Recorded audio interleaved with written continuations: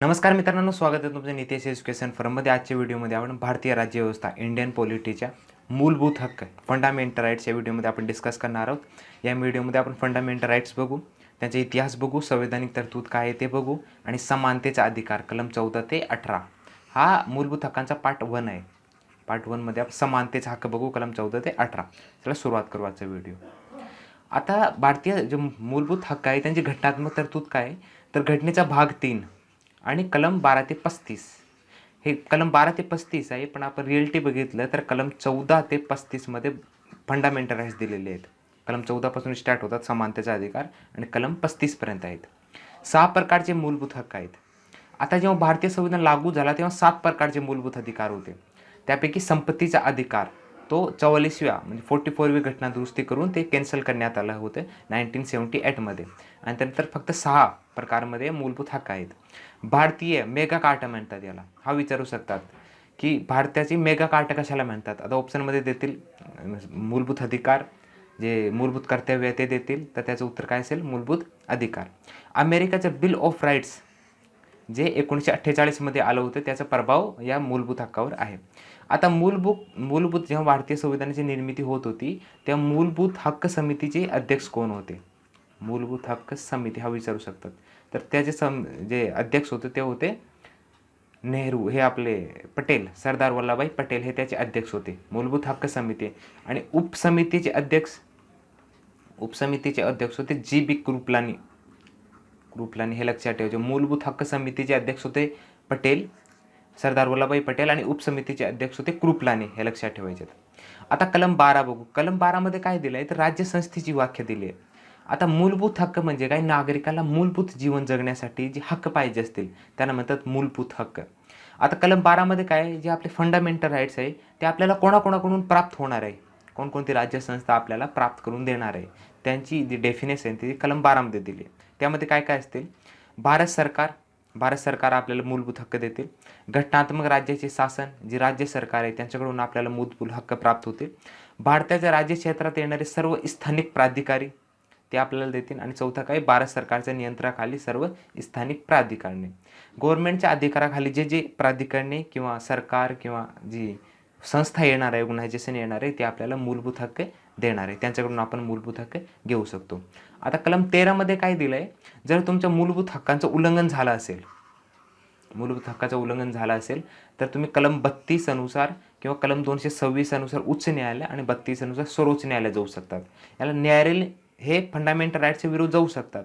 आता कलम 13मध्ये न्यायालयीन पूर्वविलोकन दिलं आहे. म्हणजे जेव्हा संसद एखादा कायदा बनवणार आहे तर तो कायदा फंडामेंटल राईट्स मूलभूत हक्काचं उल्लंघन तर करत नाही ना, हे चेक करण्याचं काम करतं सुप्रीम कोर्ट. हायकोर्ट पण करतं. कलम 32 अनुसार सुप्रीम कोर्ट, कलम 226 अनुसार उच्च न्यायालय, जी आपली हायकोर्ट आहे ती यांचं उल्लंघन जे चेक करण्याचं काम करते. समजा संसद एखादा न्यू कायदा केला असेल किंवा राज्य सरकारने एखादा कायदा केला असेल तर तो फंडामेंटल राईट्स मूलभूत हक्काचं उल्लंघन करत नाही ना, हे तपासण्याचं काम करते सुप्रीम कोर्ट.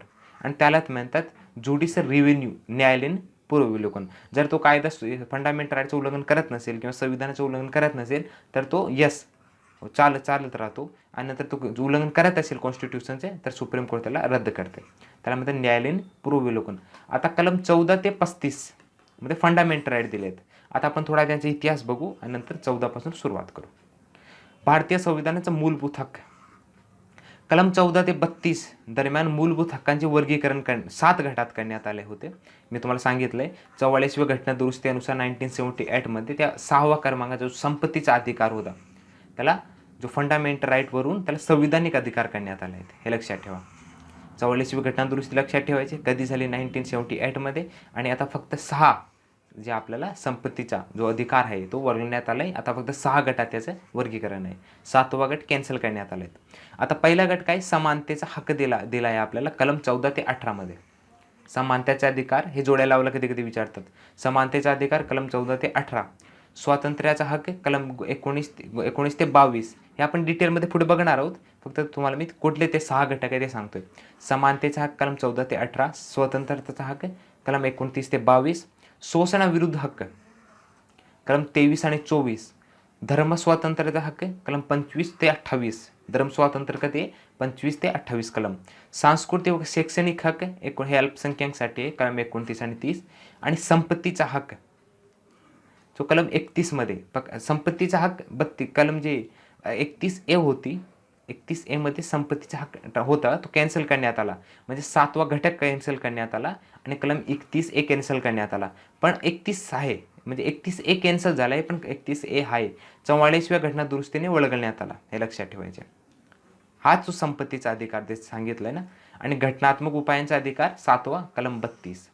44व्या घटने दुरुस्त्यानुसार 6वा कॅन्सल झाला, हे लक्षात ठेवायचे. संपत्तीचा अधिकार, घटनात्मक उपायांचा हक्क म्हणजे जर तुमचं फंडामेंटल राईटचं उल्लंघन झालं असेल, कारण कलम 32 अनुसार तुम्ही कलम सुप्रीम कोर्टमध्ये जाऊ शकतात आणि कलम 226 अनुसार तुम्ही हायकोर्टमध्ये जाऊ शकतात, जर तुमचं फंडामेंटल राईटचं उल्लंघन झालं असेल तर. याला म्हणतात घटनात्मक उपायांचा हक्क. आता आपण एक एक बघू. आता आपण समानतेचा हक्क बघू. आधी पहिला घटक कलम 14 ते 18 मध्ये याची तरतूद आहे. कलम 14, भारतीय संविधानात कलम 14 मध्ये समानतेचे तत्व स्पष्ट केलेले आहेत. भारतातील समानतेची संकल्पना पुढील 2 घटकावर आधारित आहे. समानतेचा अधिकार कलम 14 आहे. तो 2 घटक कुठले? पहिले कायद्यासमोर समानता आणि दुसरे कायद्याचे समान संरक्षण. आता कायद्याच्या समोर समानता काय आहे? कोणीही कायद्यापेक्षा श्रेष्ठ नाही, हे लक्षात ठेवायचे.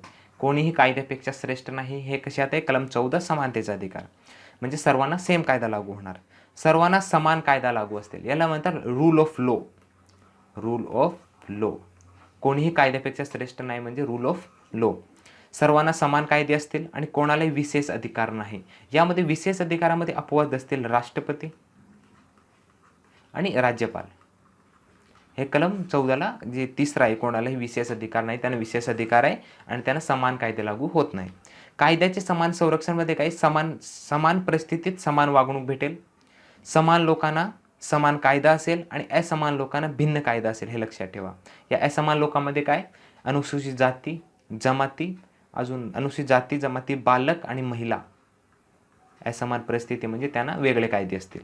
आता यामध्ये 14 मध्ये अपवाद आहे. कलम 14ला अपवाद काय? हे लक्षात ठेवायचं. प्रत्येक जे आपल्याला फंडामेंटल राईट आहे त्यामध्ये सगळ्यांना अपवाद असतील. तर हे काय काय अपवाद आहे ते लक्षात ठेवा. कलम 14 मध्ये अपवाद काय? ज्यांना हे कलम 14 लागू होणार नाही. समानतेचा हक्क अमर्यादित नसून तो मर्यादित आहे, हे लक्षात ठेवा. समानतेचा नाही, मूलभूत हक्क आहे जे ते मर्यादित आहे, हे लक्षात ठेवायचे. अमर्यादित नाही नसून त्याला काही घटनात्मक आणि इतर अपवाद आहेत. कलम 14 हे वर्गनिहाय कायद्याने संमती देत नाही, म्हणजेच व्यक्तीच्या पर्याप्त वर्गीकरणास परवानगी देते. शैक्षणिक, आर्थिक, सामाजिक व अनुसूचित जाती व जमाती इत्यादी समान व्यक्ती व असमान यांना जेव्हा जेव्हा भिन्न समजले जाते तेव्हा तेव्हा कलम 14 लागू होत नाही, हे लक्षात ठेवायचे. शैक्षणिक, आर्थिक, सामाजिक व अनुसूचित जाती व अनुसूचित जमाती. शैक्षणिक म्हणजे कोण जास्त शिकला असेल किंवा डॉक्टर PhD असेल तर त्यांना जास्त समाजामध्ये त्यांना जास्त इज्जत दिली जाते. तर आपण हे सांगू शकत नाही की त्यांना आमचं कलम 14चं उल्लंघन होतंय.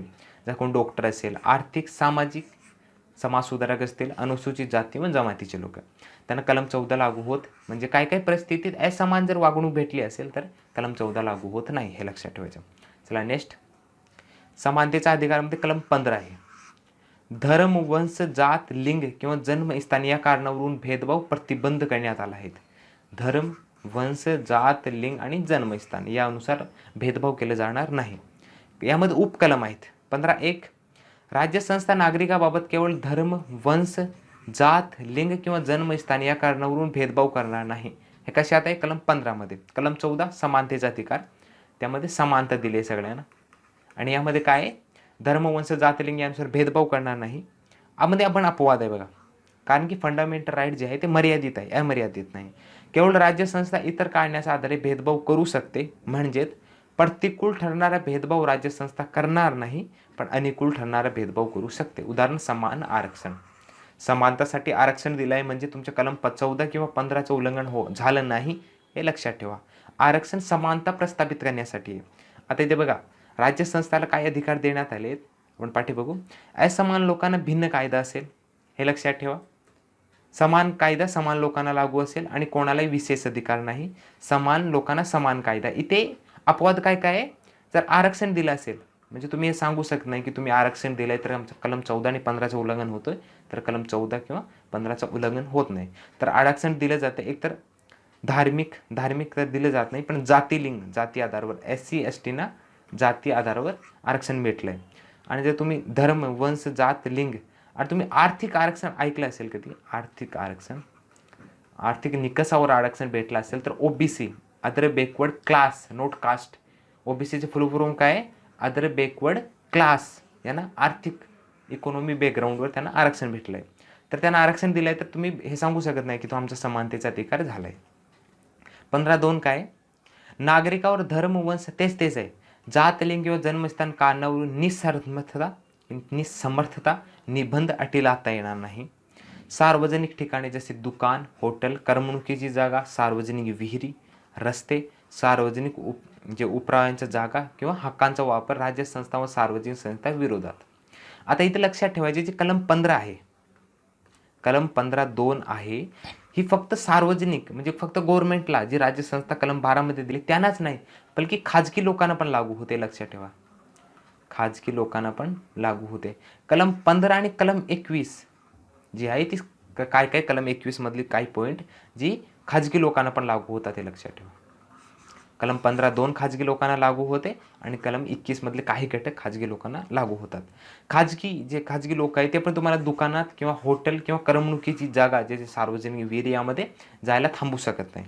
तर असं झालं असेल तर कलम 15चं उल्लंघन करून तुम्ही कलम 32 अनुसार सुप्रीम कोर्टमध्ये जाऊ शकतात किंवा कलम 226 अनुसार हायकोर्टात जाऊ शकतात. चला नेक्स्ट क्वेश्चन. नेक्स्ट आपण 15.2, आता 15.3 काय आहे? आता जी खाली 15.1 आणि 15.2 दिले आहेत त्याला 15.3 आणि 5 हे अपवाद असतील. आता काय अपवाद आहे ते बघा. राज्य संस्था महिला किंवा बालकासाठी विशेष तरतूद करू शकते, यालाच म्हणतात आरक्षण. जर असं झालं असेल तर ते कलम 15चं उल्लंघन मानण्यात येणार नाही, हे लक्षात ठेवा. उदाहरण, महिलांना आरक्षण किंवा बालकांचे जे शैक्षणिक आरक्षण आहे ते कलम 15चं उल्लंघन करत नाही, हे लक्षात ठेवा. कलम 15.4, राज्य संस्था सामाजिक व शैक्षणिक दृष्ट्या मागासलेल्या वर्गाच्या तसेच अनुसूचित जाती जमातीच्या प्रवर्गासाठी किंवा उन्नतीसाठी विशेष तरतूद करू शकेल, यालाच म्हणतात कलम आरक्षण देणे. SC ST ला आरक्षण दिलं असेल कशानुसार? 15.4 अनुसार आरक्षण दिलंय. 15 व कलम 29.2 बाधा आणू शकत नाही. हे 29.2 आपण पुढे बघणार आहोत. ते अनुसूचित ते आदिवासी वर्गासाठी 29. तर यामध्ये काय आहे, जर आरक्षण दिलं असेल तर ते कलम 15चं उल्लंघन मानण्यात येणार नाही, हे लक्षात ठेवा. आता यामध्ये अजून काय आहे? 15.5 जी 2005 मध्ये झाली.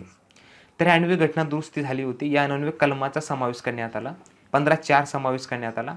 अंतर्गत असणारी तरतूद शासन सर्व खाजगी शिक्षणासाठी लागू करू शकते. आता जे आरक्षण होतं ते एवढे दिवस काय होतं, शिक्षण आरक्षण फक्त जे खाजगी जे सार्वजनिक जे गव्हर्नमेंट स्कूल असतील त्यांना लागू होतं आरक्षण. पण 15.4 काय करून त्यांनी फक्त खाजगी जी संस्था आहे, खाजगी शिक्षण संस्था आहे त्यांच्यासाठी पण विशेष ओबीसी या जे SC ST साठी जे जागा राखीव ठेवू शकतात. म्हणजे हा त्यांना खाजगी शिक्षण संस्थेला पण लागू होऊ शकते. यामध्ये अपवाद असतील 30.1 मध्ये उल्लेखनीय अल्पसंख्याक संस्था. 30 मध्ये कलम 29 आणि 30 मध्ये काय दिलंय? 30 मध्ये की स्थापन लोक असतील त्यांना खाजगी जे शिक्षण संस्था आहे, अल्पसंख्याक शिक्षण संस्था स्थापन करण्याचा अधिकार दिलाय. तर कलम 31A मध्ये जे संस्था असतील अल्पसंख्याक त्यांना ही 15.4 आहे ती अपवाद असेल, हे लक्षात ठेवा. 15.6 जे आता 2019 मध्ये 103वी घटना दुरुस्तीनुसार लागू झाले. आर्थिक दृष्ट्या जे दुर्बल घटक आहे त्यांना 10% आरक्षण देण्यात आलं आहे. तर ते आता 2019 मध्ये मोदी सरकारने ते केलं होतं. तर ते 10% आरक्षण आर्थिक दृष्ट्या दुर्बल घटकांना आणि 15.6 अनुसार 15.6 मध्ये त्याला ऍड केलं आहे आणि 103वी घटना दुरुस्ती लक्षात ठेवा. चला नेक्स्ट. आता कलम 16 बघू. सार्वजनिक रोजगारामध्ये समान संधी. सार्वजनिक रोजगारामध्ये लक्षात ठेवायचे, खाजगी रोजगारामध्ये नाही. जे गव्हर्नमेंटेड जॉब असतील त्यांना सगळ्यांना समान. पण इथे पण काय अपवाद आहे ते आपण बघू. कलम 16.1 मध्ये काय? राज्य संस्थेच्या नियंत्रणाखाली असलेल्या सर्व पदावर सर्व नागरिकांना रोजगाराबाबत समान संधी असेल, 16.1 अनुसार. 16.2 सरकारी रोजगार किंवा पदासंदर्भात कोणत्याही नागरिक खाजगी कारणावरून धर्म, वंश, जात, लिंग किंवा जन्मस्थान, कुळ किंवा निवास यानुसार अपात्र ठरणार नाही, हे लक्षात ठेवा. वरील कर्मास काही 16.3 आणि 16.5 अपवाद आहे. 16.3 काय अपवाद आहे? 16 मध्ये काय दिलंय की जे सार्वजनिक रोजगार असेल त्यामध्ये सर्वांना आपण समान संधी देऊ, पण यामध्ये पण अपवाद आहे आरक्षण, हे लक्षात ठेवायचं. 16.3 संसद एखाद्या कायद्याद्वारे रोजगारासंबंधी एखाद्या राज्याचे किंवा केंद्रशासित प्रदेशाचे निवासी असण्याची अट लागू करू शकते, हे लक्षात ठेवा.